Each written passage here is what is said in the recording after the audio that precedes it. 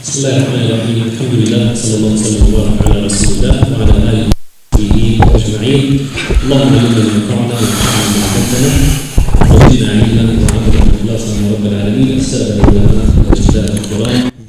Beginning by praising Allah subhanahu wa ta'ala and welcoming everyone here. الاسلاميه والمساجد ورثه الانبياء. السلام عليكم ورحمه الله تعالى. Sending you salam.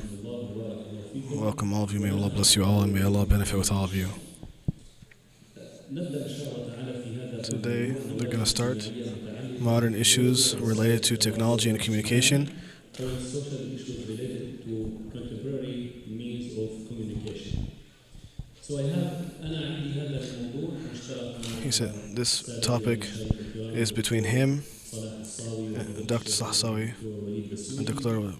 Basyouni, and Amir Khan, and Mustafa Omar.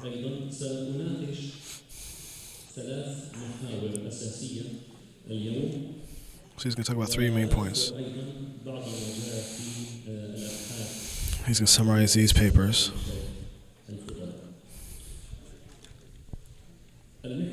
First point: what is the ruling on hacking a person's email, especially if it's for security means? Next thing: what's the ruling on looking at videos recorded people that humiliate them? And number three: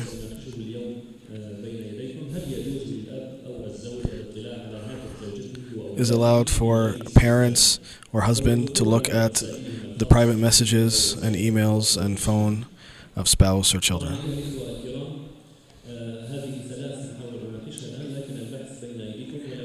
These 3 points we're going to talk about, but all the papers in full are in front of you.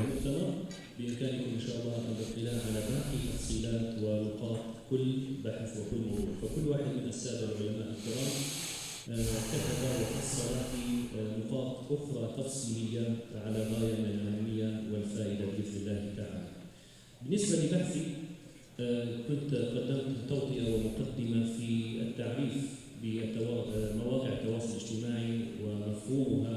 So he began by giving an introduction to what social media means and different types of social media platforms.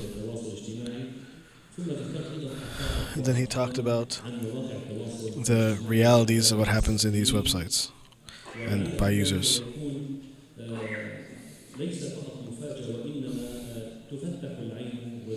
Hopefully this opens your eyes to the reality of how people are living on social media. Do you know that more than half of people in the world, and we have 7 billion people, 7.87 billion people, half of them use the internet and social media.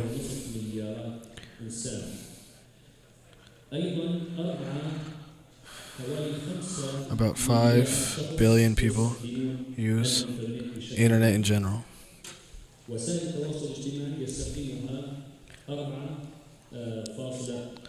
He's mentioning certain statistics about different people using different types of social media. 4.8 people use social media as well, so like Facebook and stuff.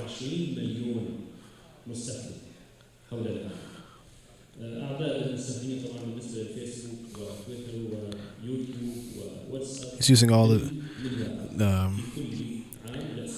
all the people adding and joining and using Facebook and Twitter and YouTube every month, 1 billion every month. And you can find statistics in the book.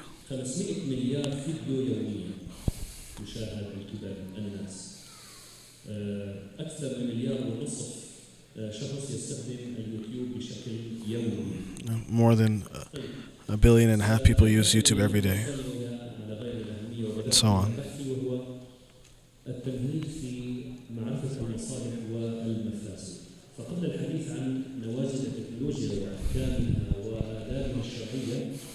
رأيت من المفيد أن أمهد بالحديث عن فقه الموازنات عن الترجيح بين المصالح والمفاسد عند التعارض والتزامن.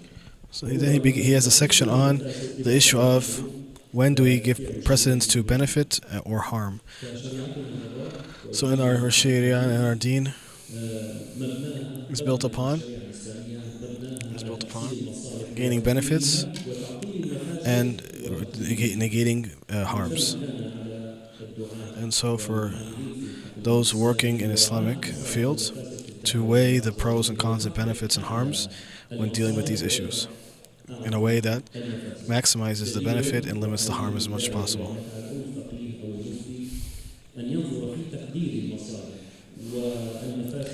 The Mufti, when giving fatwa on these things, should again look at the pros and cons and give the fatwa that brings about the most benefit and least harm.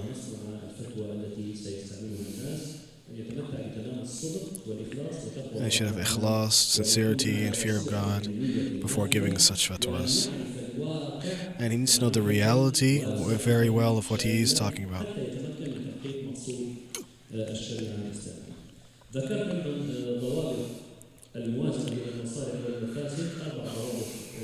He mentioned 4 principles related to pros and cons and harms and benefits. Number 1, that which gives the most benefit is given precedence over that which is of least harm. If 2 benefits contradict and we can't do both, then we pick one of them that is most preponderant. If we have 2 harms that contradict, we can't get rid of both of them. We choose the one. We choose the smaller one as opposed to the bigger harm.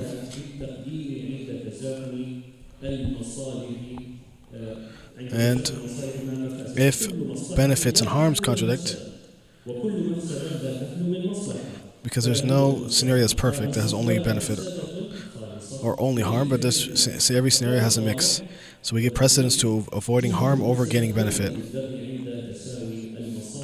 If they're equal, then we pick the repelling of harm over bringing a benefit.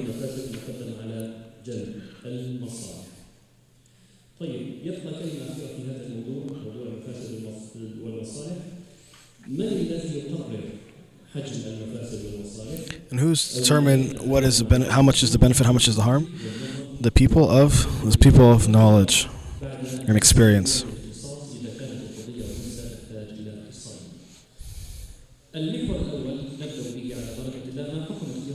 So first issue, what is the ruling on hacking emails and so on, especially for security?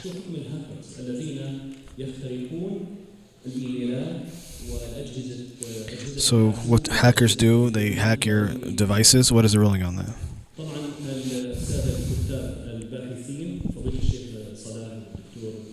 The authors, Sheikh Salah, Sheikh Walid, and Dr. Rihabi, they all agree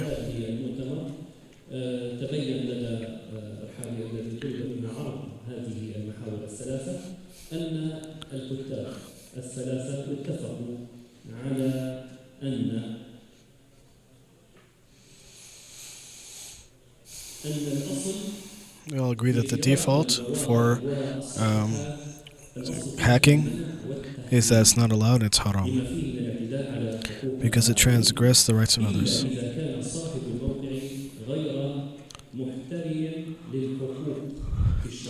Unless like a website, it's not a website that is respected legally, doesn't have rights legally.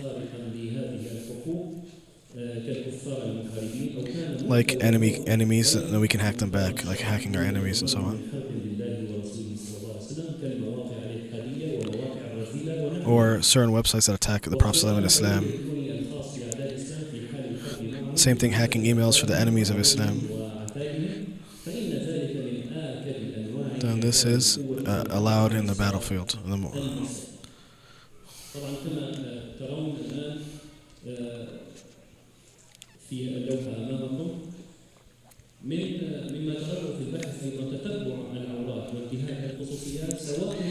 Obviously, it's not allowed to look at the secrets and privacy of people by hacking or even without hacking.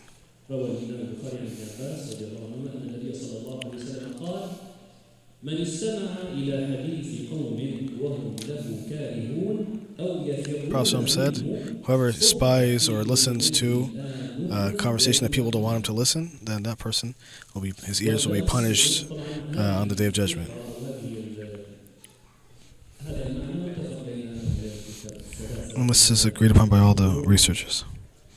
ثانيا ما حكم والتنصت على الهواتف والحواسب الخاصة ومعرفة ما تحتويه من معلومات شخصية هو بمثابة دخول البيوت بغير إذن أصحابها، فالمنازل ساترة لعورات أهلها. And Sharia forbade us from looking into homes without getting permission and looking at the privacy and secrets of people in their homes. Allah mentions in the Quran, "O you believe, don't enter other than your houses until you get permission and give salam to them."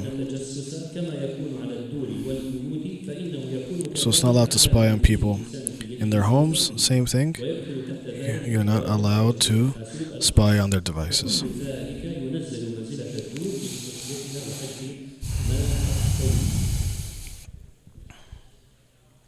أهل الإسلام، وهذه الفكرة ذكرها الدكتور صلاح في بحثه، أهل الإسلام وأهل العهد في احترام أو في حرمة اختراق البريد سواء.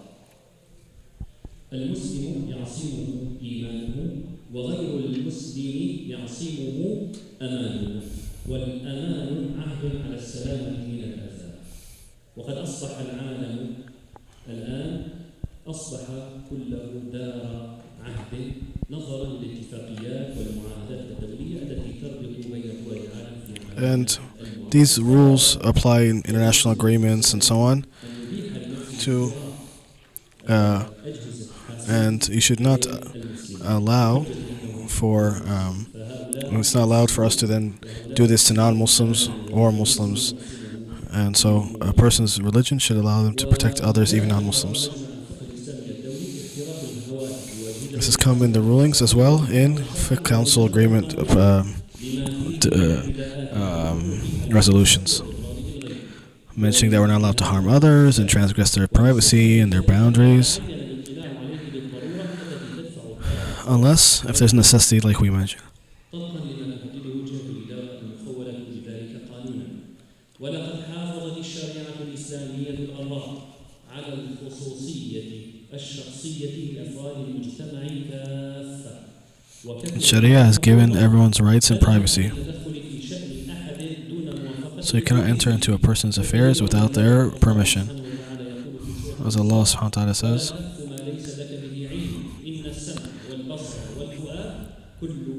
that a person will be taken into account for their eyes and hearing and seeing and everything on the day of judgment.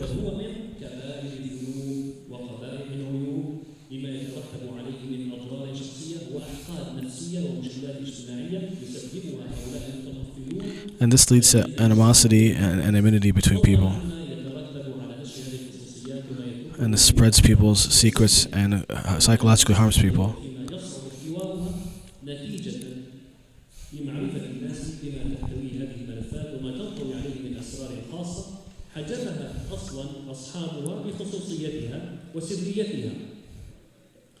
ولا يجوز للمسلم أن يتسبب في أذى لأخيه بأي وجه من الوجوه حسيا أو معنويا. You're not allowed to harm a person without at all. والذين يؤذون المؤمنين والمؤمنات بغير ما اكتسبوا فقد احتملوا بهتانا وإثما مبينا. كما أن في هذا الفعل هدما لترابط المجتمع وقيمه هدما لترابط المجتمع. And this destroys the this destroys the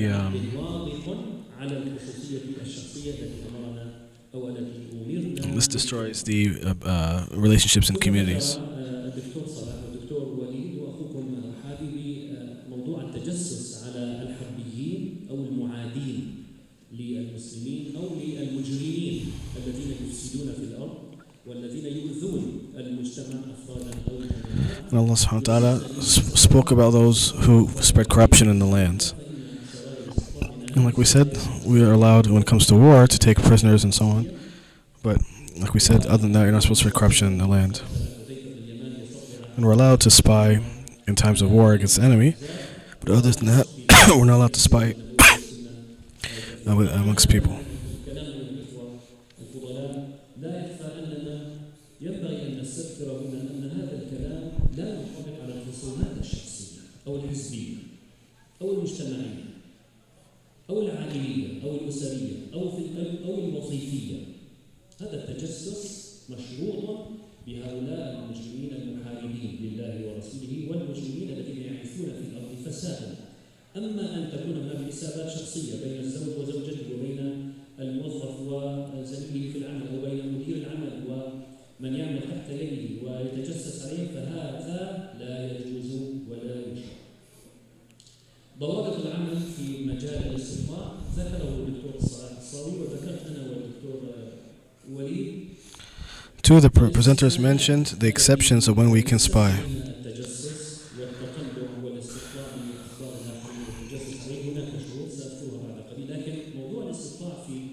في مجال الاستطلاع عند الدكتور صلاح قال من الشروط هذه من ذهب ليكون مستطلعا يعني مخبرا سريا متطلعا على اسرار القوم.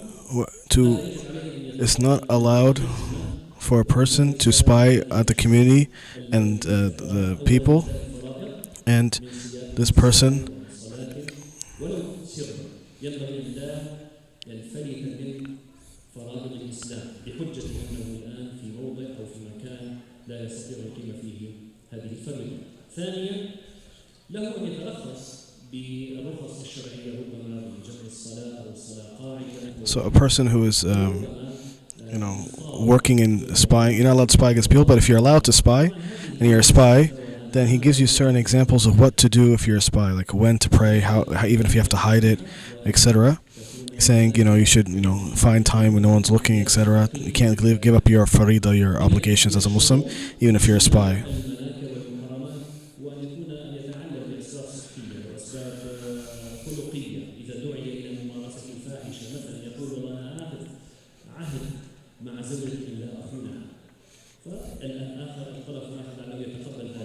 إذا كان في أسباب في شرب الخمر وجد أنا صحتي لا تسمح بي أن أشرب يتعلل حتى لا يرتكب المحرمات يهرب من الحرام والفصيح والفطين والفقيه. And a person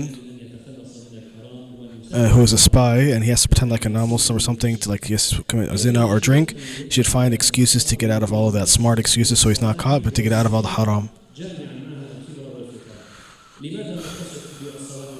So this person who's a spy has to have both piety and religion and also have experience to be able to get out of tight situations.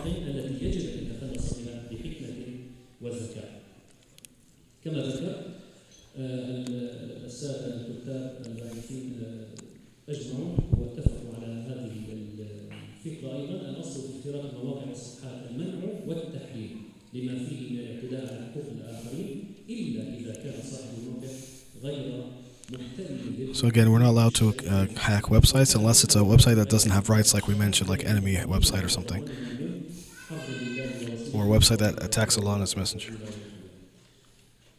ذكرت قبل قليل وكذلك يجوز اختراق البريد الإلكتروني للمجرمين المفسدين في الأرض واللصوص وقطاع الطريق والمجرمين لتتبعهم ومعرفة خططهم وأماكن وجودهم لقطع شرهم ودفع ضررهم عن المسلمين، وهذا موافق لمقاصد الشريعة الإسلامية التي جاءت لحفظ الدين والعرض والمال والنفس والعقل.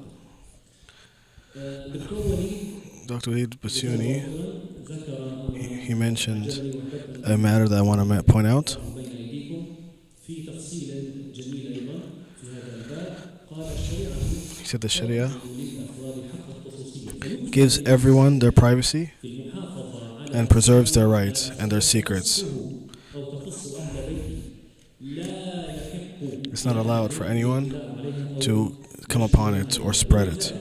And examples of that: his secrets in his regular life, with his relationships, romantic relationships, sexual relationships, his financial transactions, where he lives, any information related to his family and his kids, his pictures of his family, picture of his wife, picture of his mahrams, his medical information, his private conversations, his political views that he hasn't told anyone about, but only kept it for himself.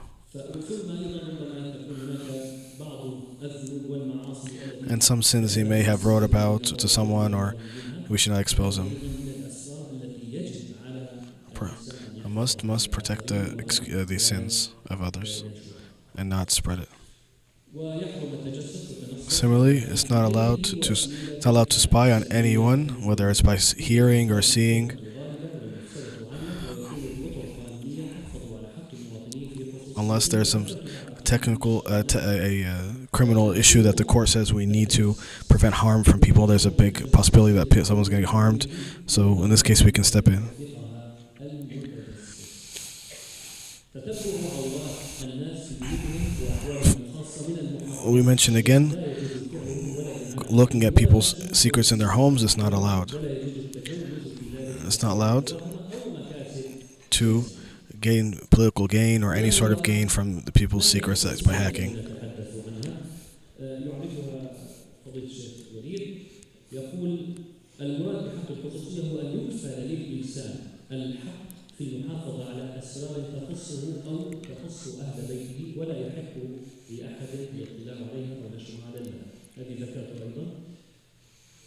ثم يقول حول هذه المعاني ذكر بعض المعاصرين حول مفهوم حق الخصوصية ومما قيل في تاريخه هو حق الفرد.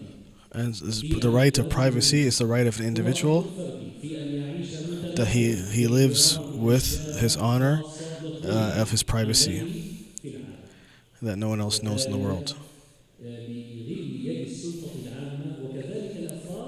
You know, and people should not be allowed to get in to interfere with his affairs.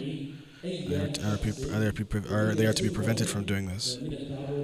أو هتك هذه الأشياء الخاصة إلا في الأحوال التي تقتضيها المصلحة العامة وذلك بإذن الشارع.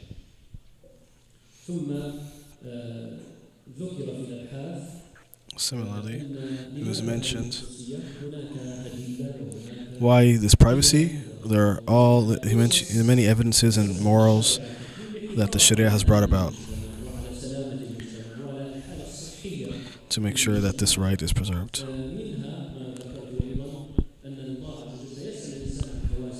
And Allah subhanahu wa ta'ala will ask a person about their senses and how they used it.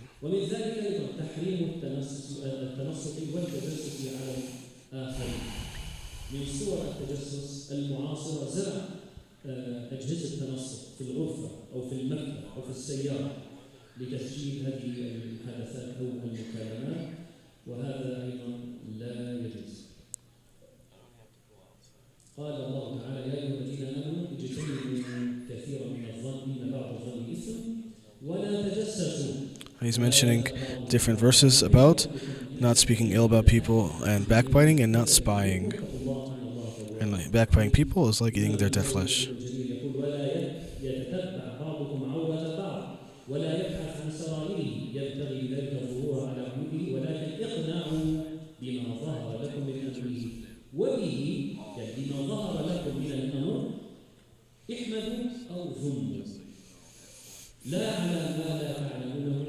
Again, he's mentioning all these different verses that talk about, and many hadiths that talk about, it's not allowed to spy upon people. Don't about the punishment of people who spy on people and look for their mistakes. Again, more hadiths about do not have bad suspicion about people, do not spy upon people, do not have envy about people, and so on.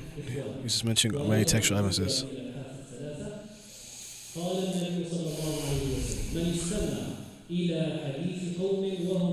Again, same hadith again. Whoever doesn't want, a group of people don't want someone to listen to the conversation, he does, then he's punished on the Day of Judgment.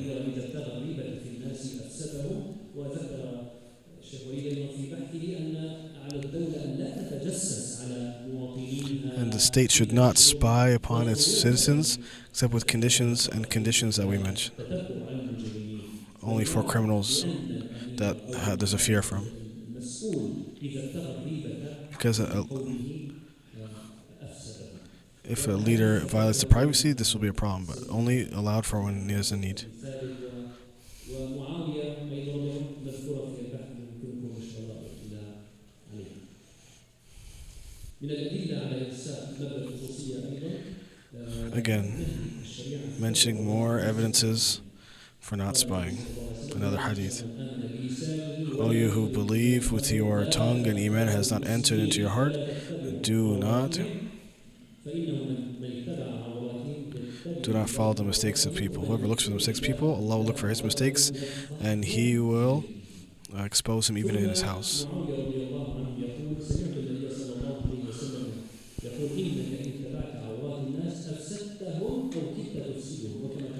And Muawiyah says, if you follow the mistakes of people, you will ruin them. And Muawiyah was a leader of people.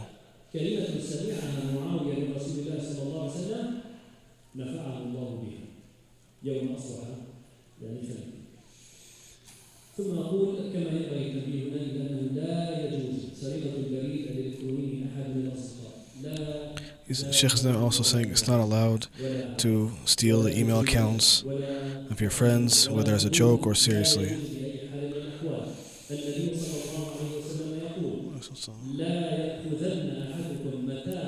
Prophet said no one should take the stuff of someone else, whether seriously or jokingly. He must bring it. He must take it back.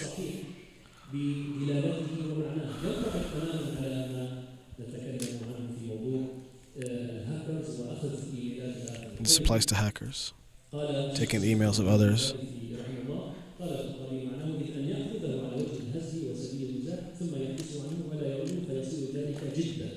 وجه النهي عن الأخذ جدا ظاهر لا حاجة إلى أن نتكلم لا لأنه سرقة واضحة أخذ شيء بغير حق بغير وجه بغير شيء مشروع لكن النهي عن الأخذ لاعبا لأنه لا فائدة فيه بل قد يكون سببا لإدخال الغيظ والأذى على الصحة. And even doing this as a game should not be done because it could cause animosity between people.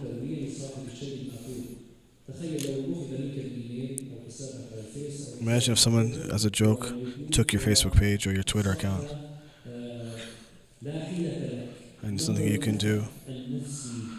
How would that affect you psychologically? It's not allowed for a Muslim to cause fear to another Muslim. And what should you do? You must send it back. If someone does that, you have to give it back.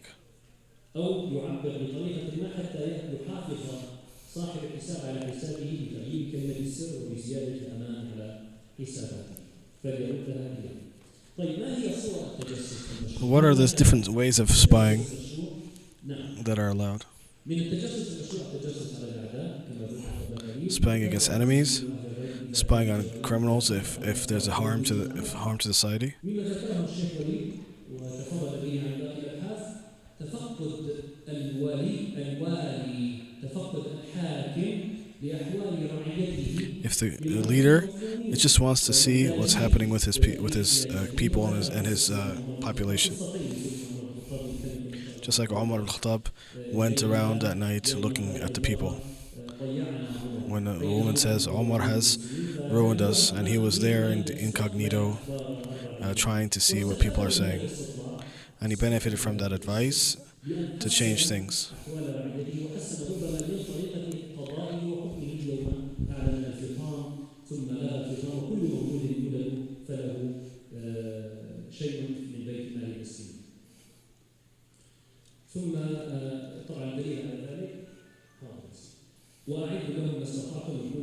Again, mentioning more messages, mentioning more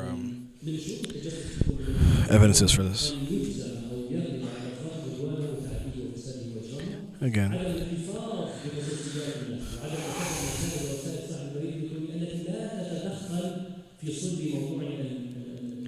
so this is repeating a lot of what's already been said. Again, if we're going to spy, if it's allowed, we should not spy more than we need. Only for a particular, for example, piece of information that we need, for the allowed ways of spying.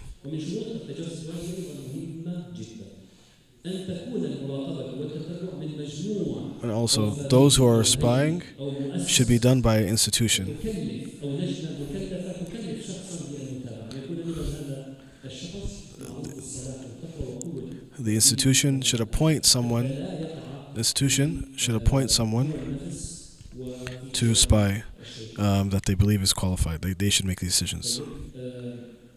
لا يجوز للمسلم أن يتسبب في الأذى لأخيه بأي وجه من الوجوه حسيا كان أو معنويا. الخصوصيات التي ذكرتها الشريعة الإسلامية لكل مسلم He's repeating the same information. وغير ذلك متى يجوز التجسس وما يشروطه كما ذكرنا قبل قليل.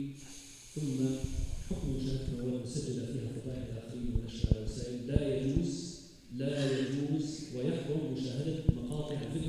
It's not allowed. A new issue. It's not allowed to watch videos that people have been recorded that exposes them or humiliates them. Or if the person who was recorded would not like people to see it, you shouldn't watch it. If he doesn't want that to spread, we shouldn't spread it and watch it.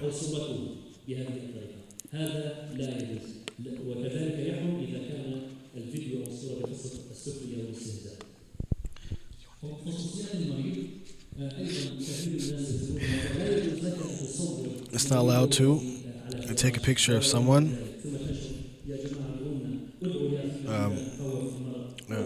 if someone who's sick on the bed. He doesn't want you to take a picture of him while he's in that state. You shouldn't take a picture of him while he's sick and then spread it and say make dua for him. He doesn't want that to look like that.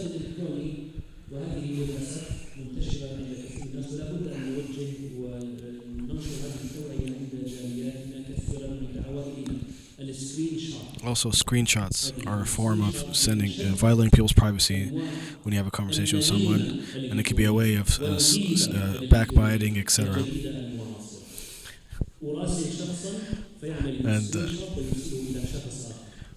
And making a screenshot of a private conversation, sending it to others, that's not allowed.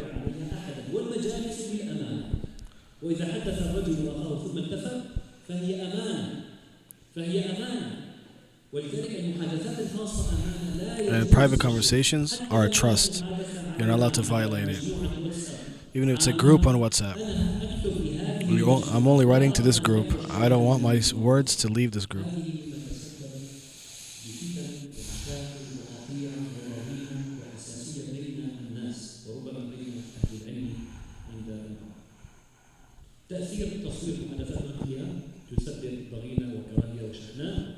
وتسبب خلافات. ما المطلوب من مستقبل المحادثات المصور سكرين شوت؟ أن تقف عنده أن يتأكد من صحتها، أن لا ينشرها مرة ثانية. من هو المفسد الأشد في وسائل التواصل الاجتماعي؟ المفسد الأول ربما الذي كتب أو الذي يعني تسبب بإيذاء أو فتنة، ولكن المتسبب الأكبر المفسد الأكبر الذي نقل وأشاع هذه الفتنة الناجمة. تصوير الآخرين صور وفيديو وتسجيلات صوتية بغير إذن. Again, in conferences, sometimes people are allowed to record and stuff and take pictures, but if you take a picture and the one you took a picture of has like his mouth open or something, it's a picture that no one would want to be seen of him, then it's allowed to take a picture, but I wouldn't want you to take a picture of me if any state I'm in. If I'm closing my eyes and opening my mouth and so on. And so you should respect the privacy of others in this regard.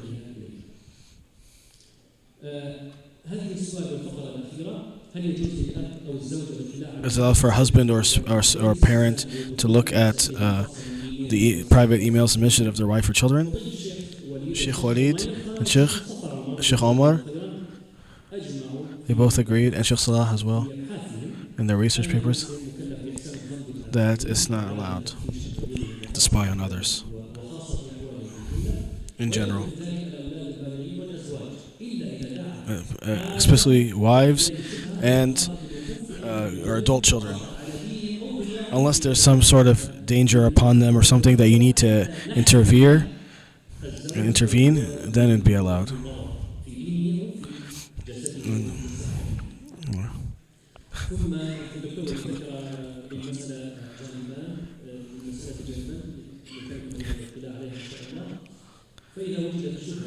if there's a,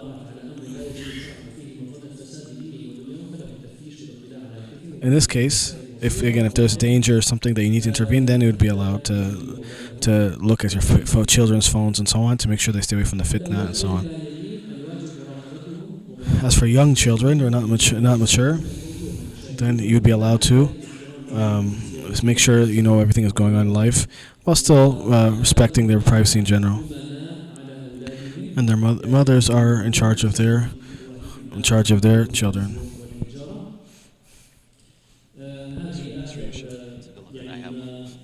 I'm traveling. I can't.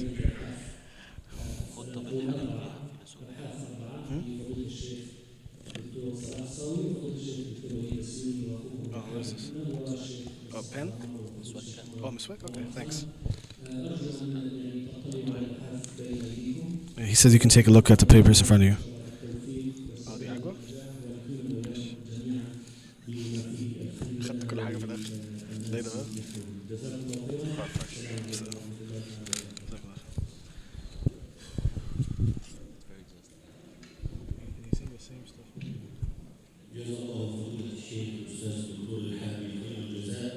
We are extremely grateful to our esteemed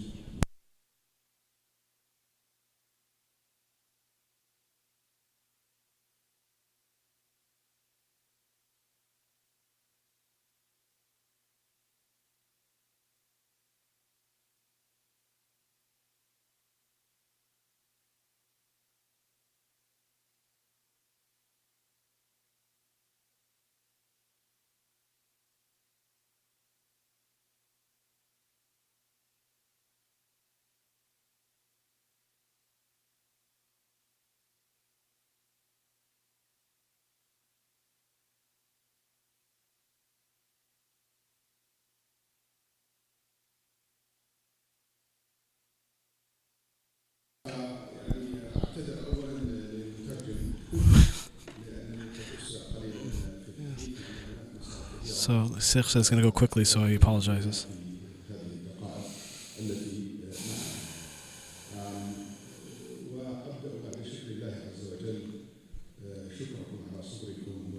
I thank you all for your patience and following.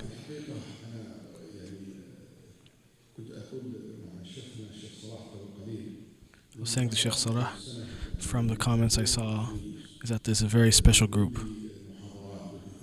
In all the lectures, there's a good attendance.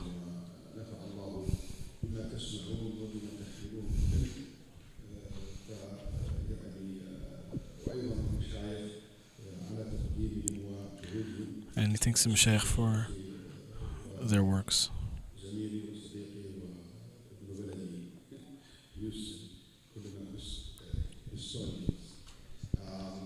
And he also thanks specifically Dr. Rihabi for his paper. As for my topics,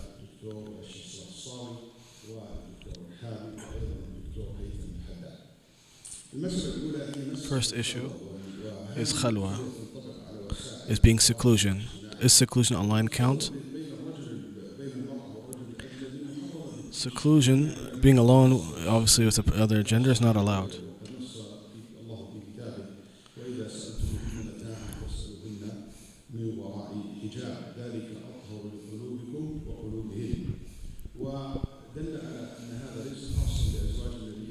And this is not specific to the wives of the Prophet ﷺ, but also for the believers, believing women. It's not allowed. It's not just for the Prophet's wives. It's not allowed to be alone with a man and a woman, as the Prophet mentioned. Satan is the third with these two, and you're not allowed to be alone except in the Muharram. And this is, and there's the scholars also talk about the khalwa if they were alone. If they were alone in marriage, how would that affect the rulings of mahar and so on? And then there's khalwa outside of that, outside of marriage.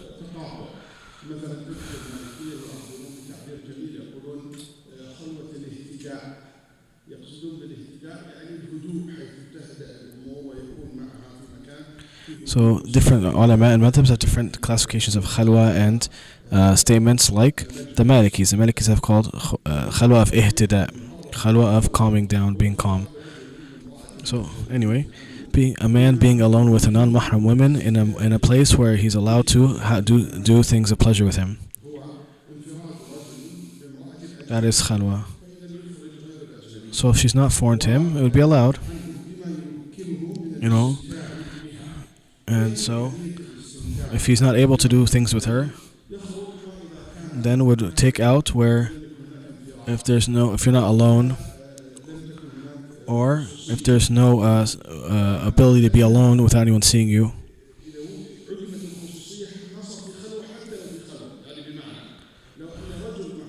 If a man is with a woman, but in a general place, there's a little bit of khalwa, but that's allowed. And this is in Sahih Bukhari.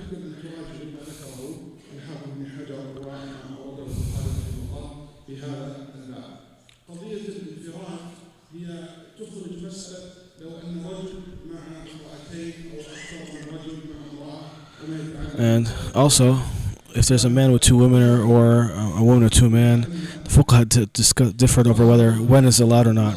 So the Hanafis, they said a man with more than one woman is allowed.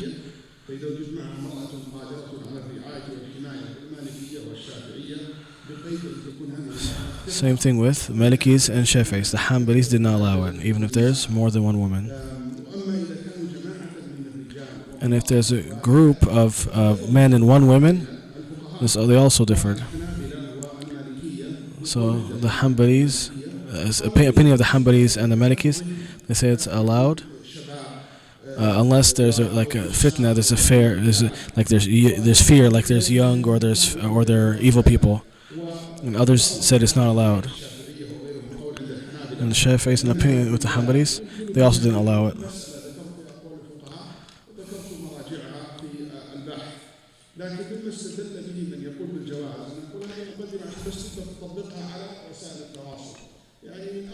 So, and Sheikh is mentioning these opinions so we can apply it to social media. And we have a hadith where a man should not enter upon a foreign woman except he has a man or two women. There's a hadith that shows that if there's a group, then it would be allowed even if there's one woman. And I believe that khalwa is not present as long as there's no chance of having pleasure together. Because if there's a group of people who are evil with one woman, they may do stuff to her. So it's haram. Or if there's a group of, sometimes a group of boys will gang up on a woman. So just because there's a group doesn't necessarily mean there's no, same ruling as khalwa of seclusion. And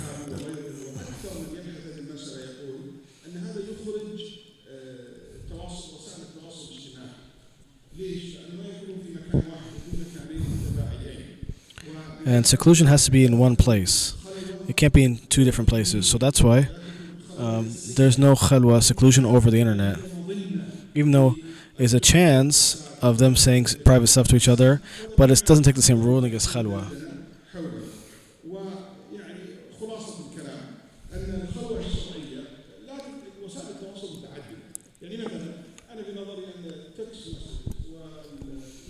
So text messages and emails,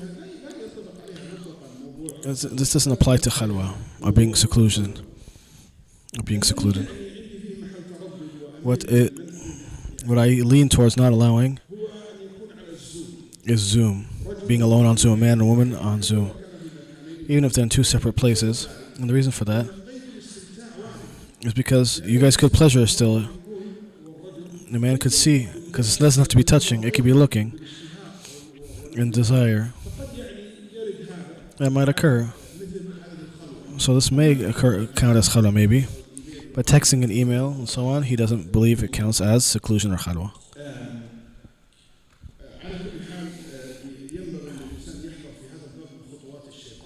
And a person in these issues should block the means of shaitan and the steps of Satan. The Quran mentions don't follow the steps of shaitan. A step is a small thing. It's not a big thing. So shaitan starts with small things, small thing. Then that which is after. Then that which is after it.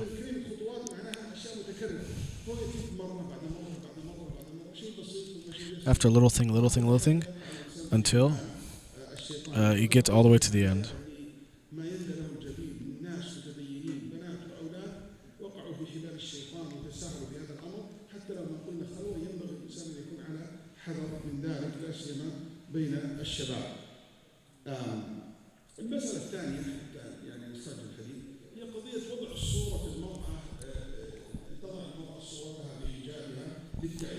Next issue: can a woman put with a picture of her hijab online?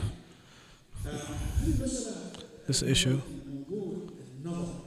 issues of looking at women, needs to be reviewed by this jurist. A lot of things that are new, modern, that needs to be revisited and reanalyzed. I hope that someone can write more about this than what's there now.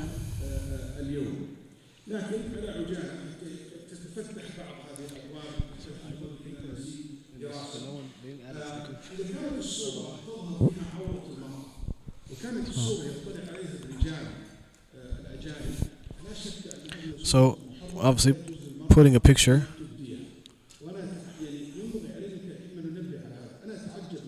Some girls, they have hijab. They put their pictures while their aura is exposed. Like, if she gets married like she gets married in a wedding, she takes a picture of her hair and her neck, and even if they're religious people, some people do that, and they they're lax in some things like that. This is not allowed, obviously. And the evidence are clear in this regard. Also, what is the aura of a woman and so on? Is the face an aura? Is the hand an aura? Is the feet aura? There's a difference of opinion amongst the jurists, and he mentions it in his book, in his paper. And different scholars differ, and they're all acceptable. And they all have their evidences. And you guys can go back, inshallah. Also, if a woman posts these pictures when shows off her beauty, or how she stands, or how she poses, how she looks, things that lead to promiscuous scenarios, this would not be allowed. Even some girls with niqab are doing this, but the way they pose or take the picture is people would want to look at her. Even if she's wearing niqab, it's not allowed.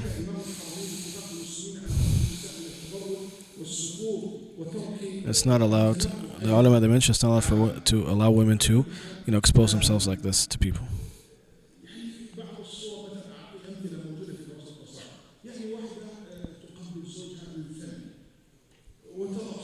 Or a picture of a woman kissing a man on the lips, her husband on the lips, and then posting it, or hugging him and posting it.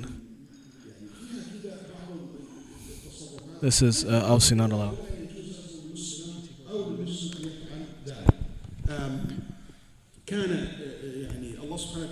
Allah subhanahu wa ta'ala says, and do not do tabarruj like the tabarruj of Jahiliyyah. Mujahid, he said, she would go out and she would walk between the men and she would present herself upon the men. And Sheikh is saying that no doubt this picture that we have today, these pictures and these go out are much worse than when they used to go out between the men. And the Sheikh is mentioning about the avatar. There's two conditions. The first condition is that this avatar is an exact duplicate of its images. So if her hair is, if the hair is red or blonde, the avatar would be exactly that. Or posting pictures that shows certain parts of her body, like let's say jewelry or whatever, but it's on your chest or something. That you're showing off your beauty to men.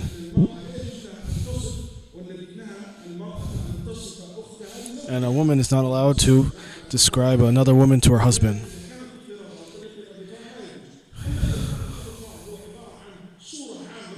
But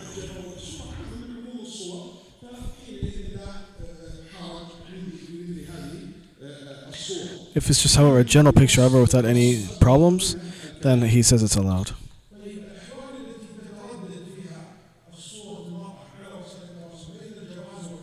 Some pictures are in between. Like, should not a picture that shows her hands and face for those who allow it. And it's only, but she's doing it because she needs a picture on like the school website or something, not for like showing off her beauty. So that which could be different upon agreed upon, then he would allow. Or a picture from far away, a long shot picture.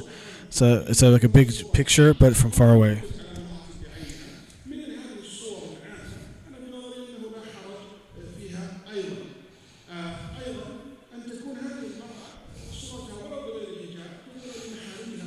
If it's a picture that doesn't have hijab, then this would not be allowed. If it has her hair is exposed, or an avatar or something that doesn't show off her beauty would be allowed. Also, a woman who is old woman, it's allowed for her to relax when it comes to her hijab and so on, and show off her hair a little bit.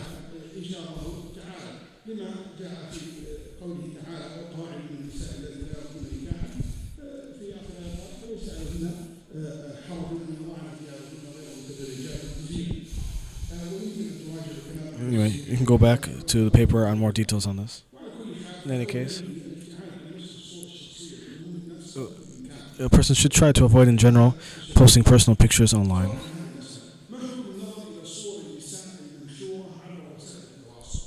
What is the ruling on looking at pictures of women on social media? And as a man, am I allowed to look at the pictures that a woman posts? First of all, I mentioned women who are old women who are allowed to take off the hijab, you're allowed to look at them. Because looking at her won't be a desire. Similar, a woman who is not desired. So looking at such a woman would be allowed.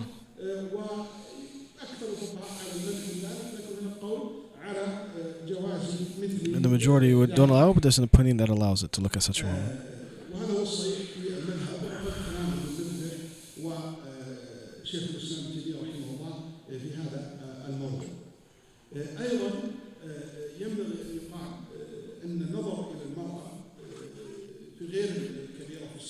As for other women than them, looking at her body shouldn't be done except for a need or a necessity, like buying and selling and in court and so on. I mentioned this in my book. As for looking at her face and hands, if we say they're not awra, are we still allowed to look at it? There's a difference opinion amongst scholars. Someone who allowed and someone who didn't.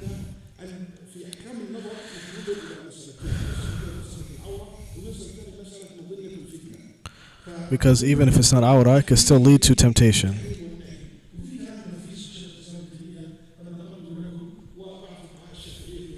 And he mentioned the opinions of fuqaha in his paper on this issue.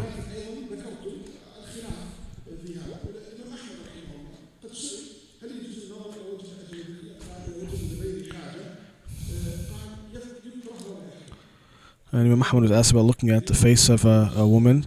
He said it's disliked but not haram. As for the awra, then obviously you cannot look.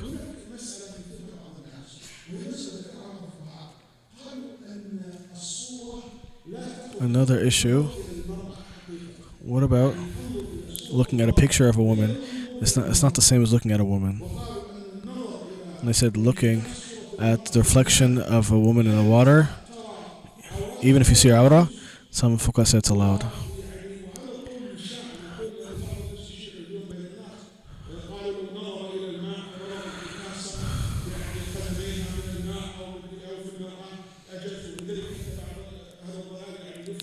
And so some people, they allow porn movies based on his opinion.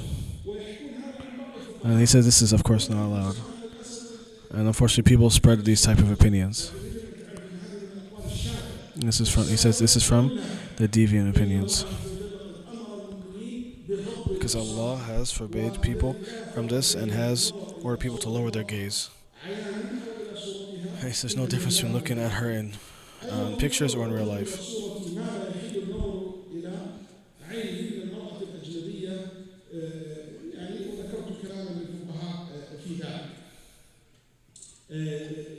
هناك من الفقهاء المالكيه والقطان الفاسد له كتاب جميل مخطوط لا ادري موقوف ولا لا لكن وقفت على نسخه الملك الخطيه هو في احكام النظر كتاب جميل جدا الحقيقه. He says one of the manuscript books on the rulings on looking, he mentioned is it allowed to look at the outer of a woman behind the clothes, like looking at the size of her body parts. He said then it would not be allowed. Because today, a woman could be wearing yoga pants, and a person looks at her.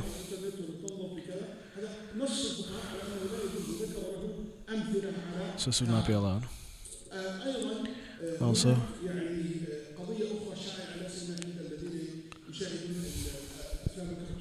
as for cartoons,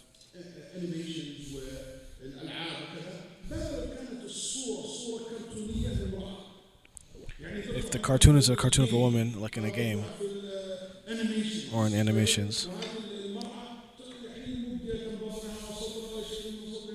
and this picture can still show her chest and her body and like those characters,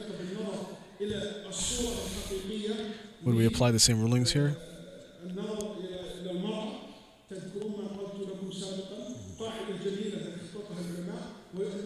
And he says looking is based on awra. Well, here there's no awra, but there could still be temptation, so this would still apply. So rulings related to looking are based upon two things, awra and fitna. So even if the animation doesn't have a real awra, but it will still be fitna. So this should be blocked and stopped and not allowed. As for social media, is a contemporary issue. Is it allowed to look at men who dress like women or hermaphrodites or transgender? We say if a person dressed like a woman, but obviously it's clear he's a man, we will say this doesn't take the ruling of women, so you wouldn't have to lower the gaze for that, unless this person is tempted by something like that. And the fuqaha spoke about looking at young children and so on, and being tempted by them. So this is something that was discussed before. It's not a new issue. So I said you should lower your gaze if there's a fitna for some people, for like young kids and so on. But this is it's an individual issue. For the default, that would be allowed. As for a woman who's dressed like a man, and she's treated like a woman because she's awra. Even if she's not fitna, unless the Hanbalis and those who agree with them, who said that it's allowed to look at a woman who is not desired. And this woman who looks like a man is not desired. She obviously looks like a man. Obviously, there's no fitna. So in this case, we would be allowed to look at her based on that opinion. As for those who say no, it doesn't matter, they can't differentiate, then she's hawra, so we still can't look at her, even if she looks like a man. And you can look at the details in the papers. As for a woman looking at a man based on social media, obviously if it's with desire or if it's a fitna, that's not allowed. As for looking at the out of a man, it's not allowed. If it's not allowed for a man to look at also the out of a man, obviously for looking at the out of someone who's of his gender would also be allowed.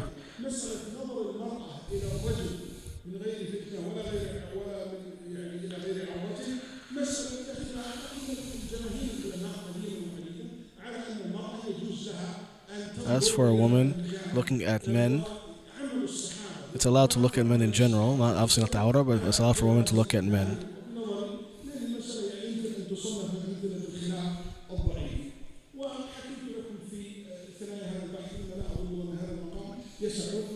And back to the what is the outer of a man. He talks about the difference between the navel and the knee and so on.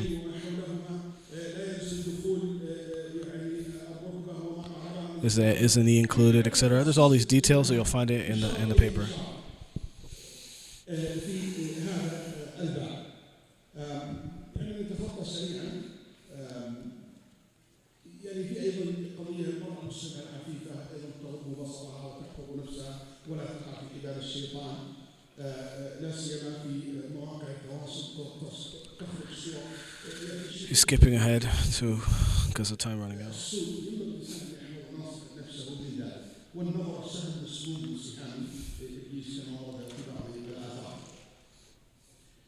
ايضا ذكرت كلام ابن القيم يحسن الرجوع اليه ويحسن نشره ونصصت عليه في بحثي حتى تستفيدون من نشره بين الشباب وبين البنات وهي قضيه فوائد غض البصر.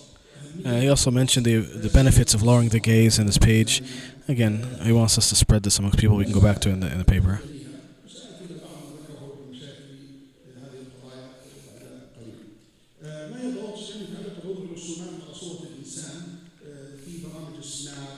Also, what's the rule in using emojis and cartoon characters and so on, caricature people?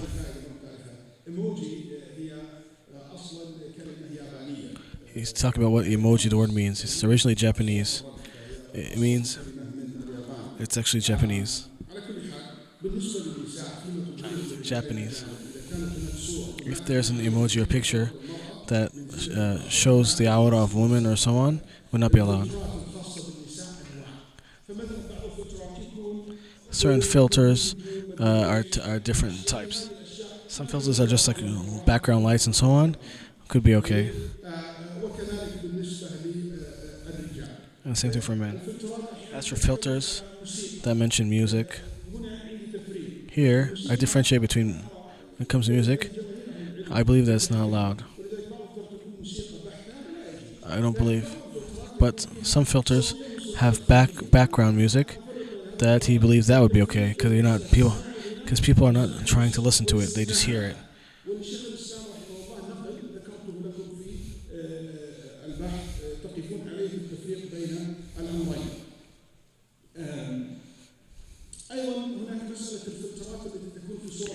As for filters that make a human into an animal,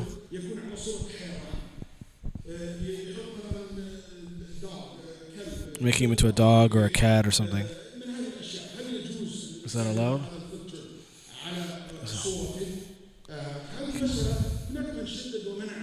Some people didn't allow it. I'd like to say in the Sharia, likening yourself to an animal is of two types.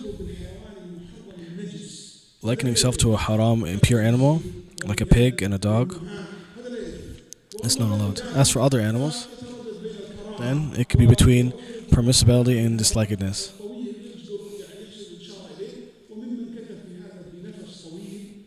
Some scholars wrote a lot about this.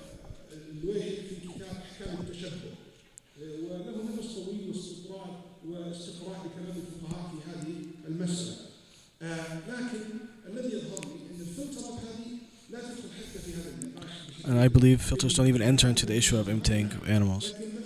But general animals, like a cat or if a person pet it, but it's just like there for a few seconds and leaves, I don't think that would be permissible or and so on, or disliked like a long-term picture. And he says some of the Malikis,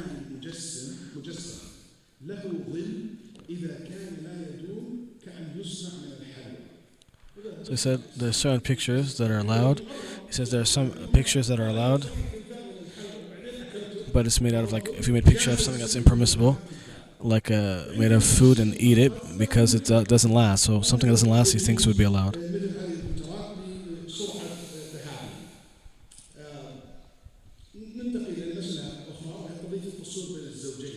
As for pictures between spouses, that includes private parts or a live video chat between spouses.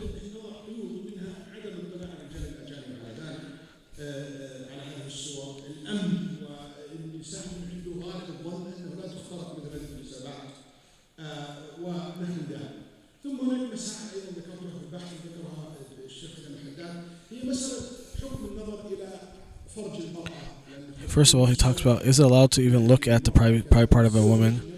Can a husband look at the private part of his wife, and vice versa?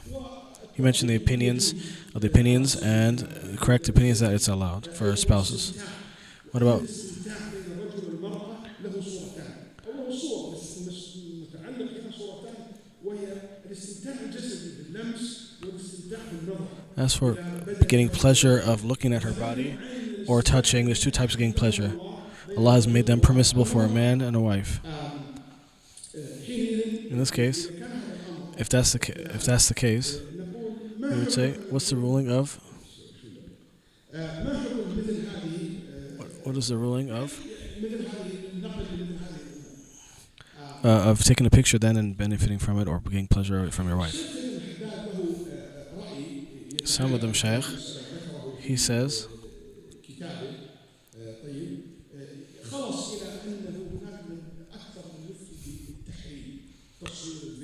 that some ulama are more strict when it comes to photography, so they'll say it's haram.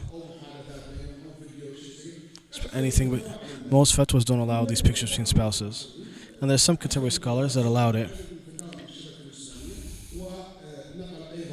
And he mentions different opinions in this regard. One of the researchers said it's allowed with conditions. He believes it's allowed because the default is that it's allowed, and allowing and looking at your spouse is allowed. Whoever didn't allow it because they're afraid that the pictures will get stolen, and he believes that's the exception. And so he said this could apply to anything. It could apply to telephone calls, romantic calls between you and your spouse. Anything could be stolen now. And he says preventing the harm isn't the default. And pictures getting stolen isn't very widespread, as opposed to how many pictures and messages are sent between spouses that don't get stolen.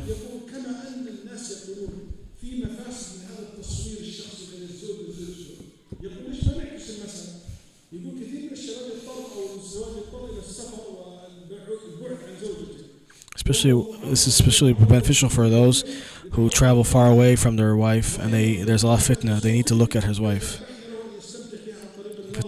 If so, he could keep himself patient by looking at her in pictures and videos. In this case, it should be allowed. That's what one of the researchers said.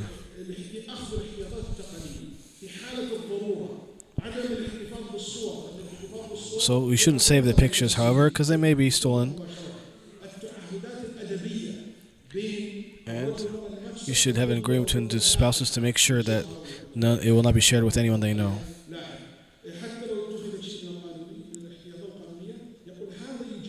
Even if you can take legal precautions to make sure.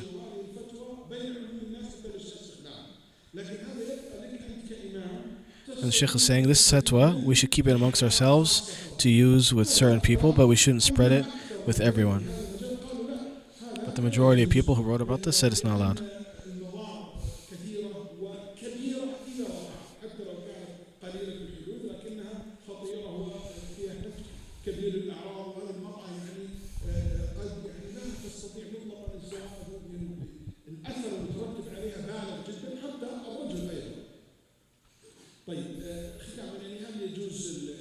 Finally, is it allowed to like the posts of the opposite gender on social media?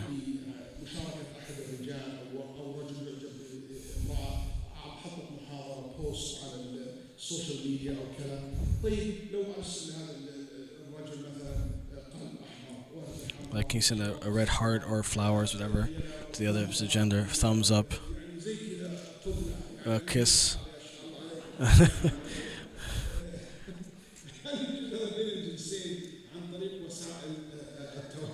Would this be allowed or not?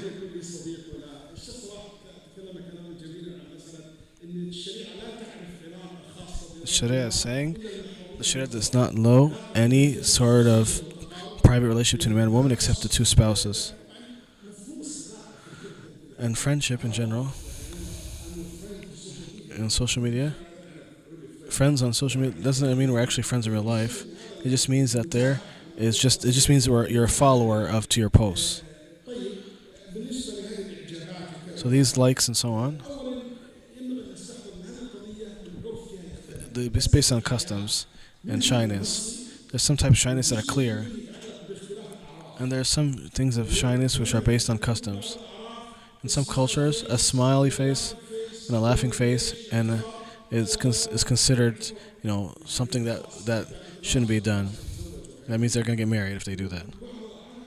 And in some cultures, it's normal.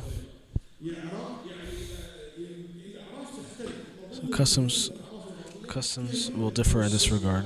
ما يظن ما ينحرف Just like كما someone, liking your post doesn't necessarily mean that they like you or something. عامه شخصيه عامه وليس على كذا على الخاص يعرف بشكل خاص. But sending this in a private chat or private, like a kiss or a flower or heart, is different than sending a thumbs up, for example, in a private chat or something. وكل ما كان يتهجر الانسان ينبغي ان يتحرك.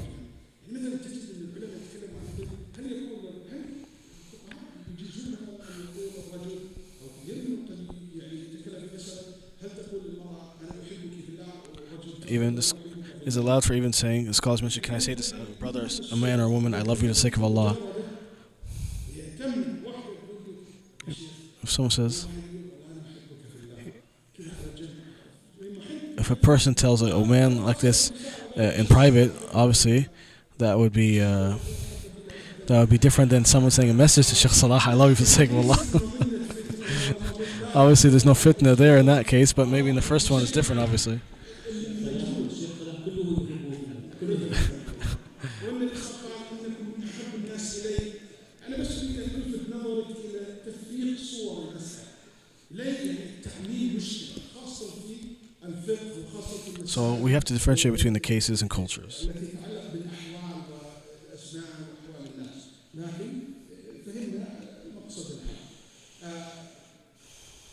طيب من المسائل المهمه التنبيه الى ان وسائل التواصل فيها فتنتان، وحين نركز على فتنه من فتنه اخرى، فتنه الشهوات وفتنه الشبهات. Now we talk about fitna. There's two types of fitnas: fitna of doubts and fitna of desires. تهويل الحرمات وغسل أدمغة الناس وعيمنتهم ولو باسم الإسلام أحيانا، كل هذه المسائل ينبغي التنبه لها والفتاوى الشافعية وما يتعلق بها، وكل هذا ينبغي أن يحذر منها الإنسان حينما يتعلق الأمر بالتواصل عن طريق وسائل التواصل الاجتماعي. يعني في بعض Anyway, he mentioned some details regarding different types of fitna and what to avoid on social media.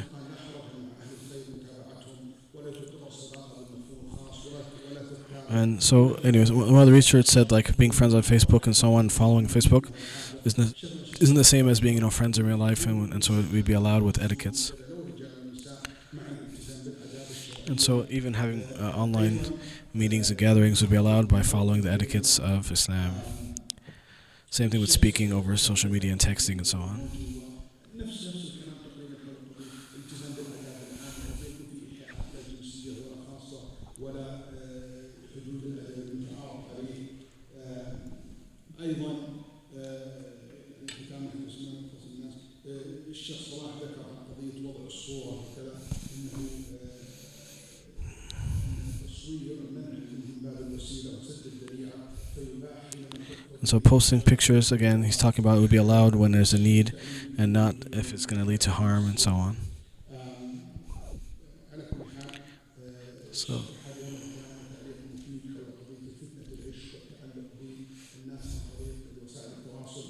and also, you should be aware that speaking on social media can also cause certain, attached psychological attachments that you should be wary about. And he ends with that.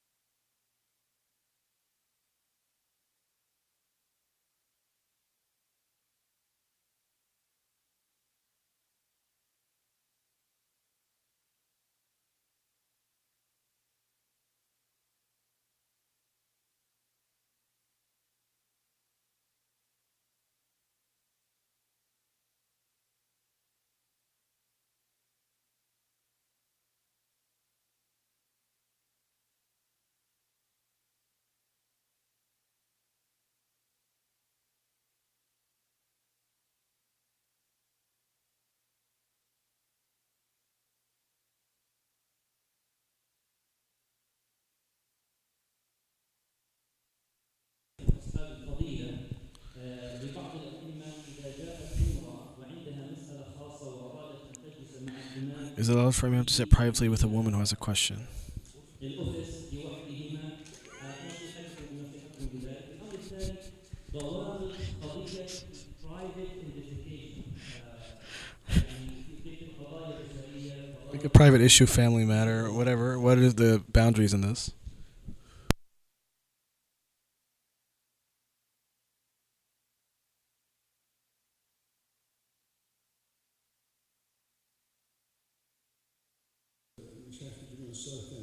بالنسبة للمرأة اللي تأتي لتسأل As for a woman coming to an imam, من المهم جدا حقيقة هي الإنسان يعلم الناس الأحكام الشرعية. إذا جاء he should teach her the Islamic rulings.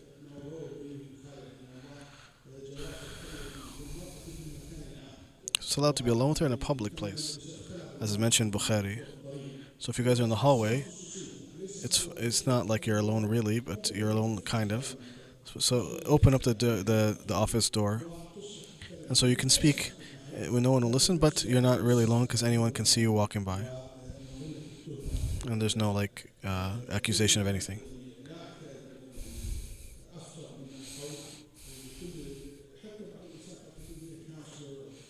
A woman may even be a counselor, so she has to meet with men. المهم يكون فيه استمرار تسجيل في مكان المسجد. And he thinks that there should be a recording of devices as well, so there's no false accusations for people.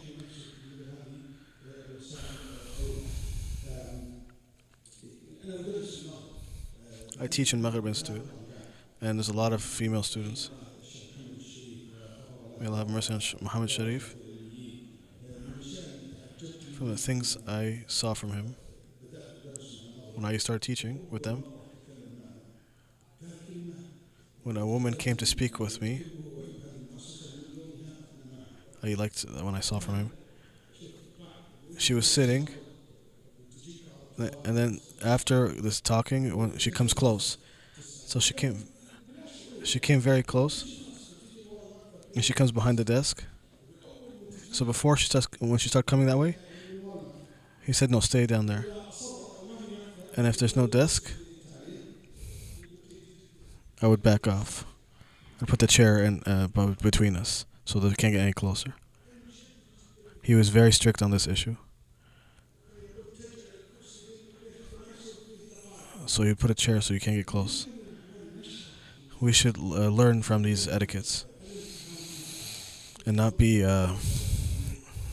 lax on these issues.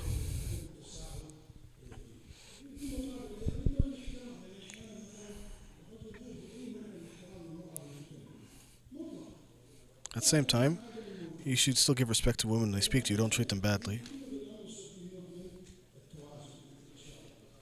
So there's a balance in between.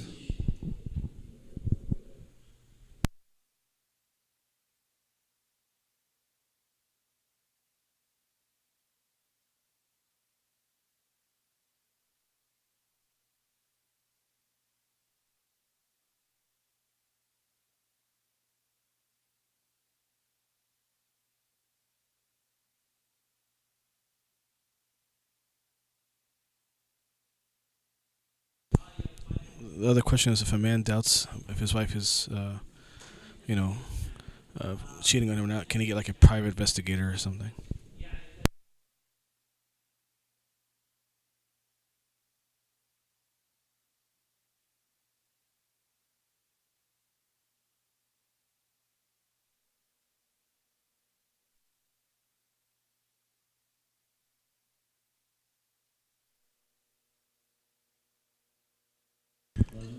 This is فيقومون بمهمتهم مهنيا بشكل عالي وباحترافية عالية. أما إذا لم يكن لهم فيه قضاء ولا قانون ولا حافز إلى ذلك فكما ذكرنا في الأبحاث من أبحاث من فضيلة الشيخ صلاح الحكم الأصل الستر. the default is that you should not expose people. The default is that we should have a good opinion and not have bad opinion and doubts. And the default is that we shouldn't spy. But if there's a big doubt and has a need for it to make sure about something, so that marriage can be, um, continued. And if the husband is in need of um, figuring this out, then you can use it based on the need and necessity you need. Our next question, inshallah ta'ala. السلام عليكم ورحمة الله وبركاته، جزاكم الله خير. أنا سؤالي حول مثلا أحيانا تكون قضية بين مثلا الأزواج، تشترك الزوجة مثلا تكون يعني الحساب مع زوجها تكون حساب موحد. He's asking about shared social accounts by spouses, أو مثلا في الباسبور. and and does she have, or we have separate accounts, so a wife will demand having your password and so on. Do you have to give it to her? الزواج.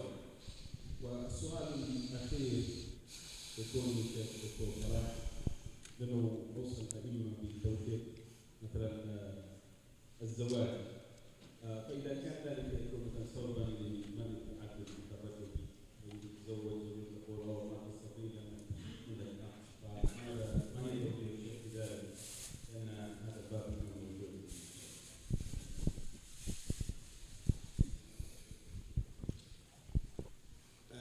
I'll say this in English, since the question.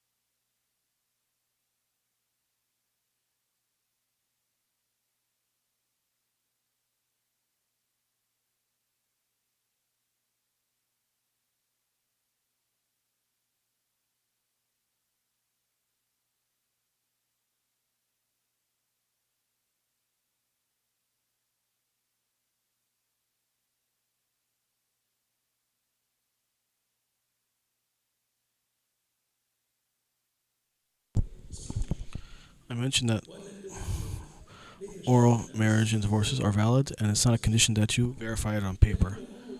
But it's an important matter that you should deal with to avoid people trying to deny that people got married or divorced, to preserve rights.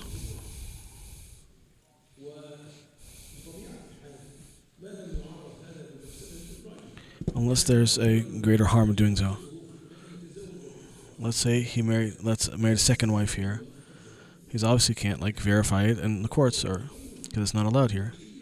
So it's gonna be based on the scenario. in this case or in other cases. So, this is a rule, a general rule in all cases that we talk about. When you're allowed to verify documents and there's no greater harm in that, then do that. And if and that way the rights of spouse are preserved. If you have special circumstances and verifying parents will cause you greater harm, then it's a special case and special ruling.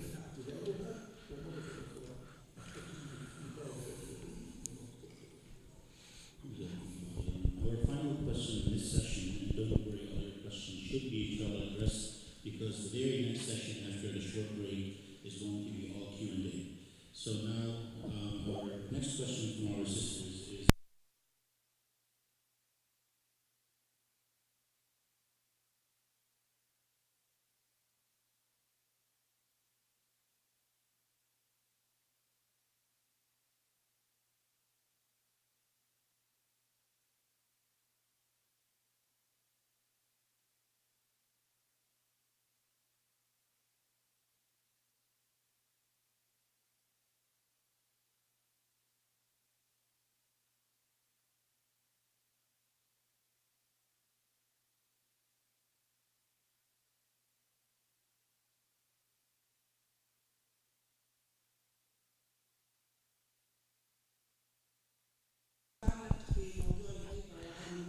My, my question is about not looking at people's privacy. A lot of people, they openly and do these haram things online and are proud about it. In this case, would it be allowed to backbite the one who openly sins?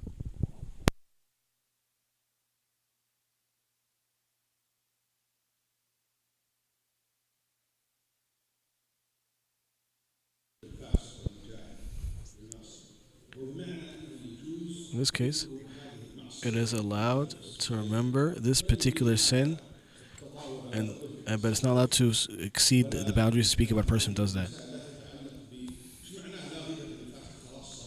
No, you can talk about the sin and so on, but doesn't mean you can talk about everything about him, how he looks and his face and how he eats and he walks. Just only specifically related to the sin.